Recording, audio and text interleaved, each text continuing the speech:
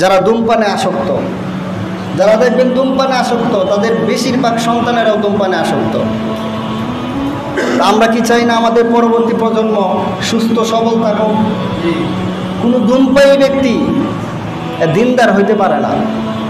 কারণ দিনদার যে সে সব সময় ফেরেশতাদের আনাগুনা থাকবে তার আশপাশে। যারা ধূমপান করে তাদের আশেপাশেও ফেরেশতারা আসে না।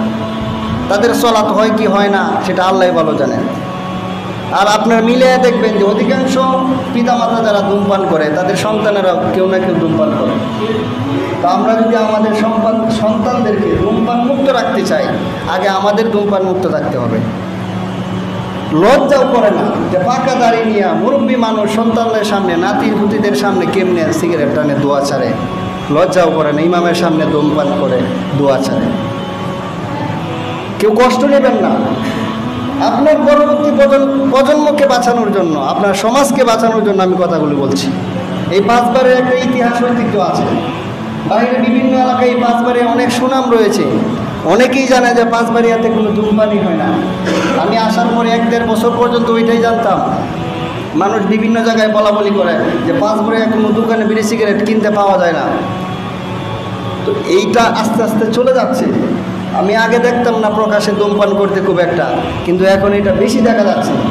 আর যারা ধূমপান করে খোঁজ নিয়ে দেখা যায় তাদের সন্তানেরও ধূমপান করে। শুধু ধূমপান করে না, যে পিতা বিড়ি খায় তার সন্তান গাঁজা খায়। ঠিক কিনা বলেন? এই জন্য আপনার সন্তানকে যদি আপনি গাঁজাখোর হওয়া থেকে বাঁচাতে চান, ধূমপান করা থেকে বাঁচাতে চান, সুস্থ সবল সুস্থ দেহের অধিকারী বানাতে চান, তাহলে নিজে ধূমপান মুক্ত থাকুন, আপনার পরিবার, আপনার পরবর্তী প্রজন্মকে ধূমপান মুক্ত রাখুন এবং আপনার সন্তান মক্তবে আসে কিনা প্রতিদিন সেটা নিশ্চিত করুন। প্রয়োজনে একটা লোক নিয়োগ করুন আপনার সন্তানকে প্রতিদিন মক্তবে আনার জন্য। তারপরেও জরুরিভাবে আপনার সন্তানকে 3 বেলা খাবার খাওয়ানোর চেয়েও জরুরি মক্তবে পাঠানো। আল্লাহ রাব্বুল আলামিন আমাদের সবাইকে ভালো কথাগুলি জেনে বুঝে যেন আমরা আমল করতে পারি, আমরা যেন দিনের পথে অটল থাকতে পারি, ভুল ভ্রান্তিগুলি যা আছে আমাদের জীবনে সেগুলি যেন সংশোধন করে সদা সর্বদাই সব জায়গায় সত্য কথা বলতে পারি। আল্লাহ সুবহানাহু ওয়া তাআলা আমাদের সবাইকে সেই তৌফিক দান করেন। আল্লাহুম্মা আমিন।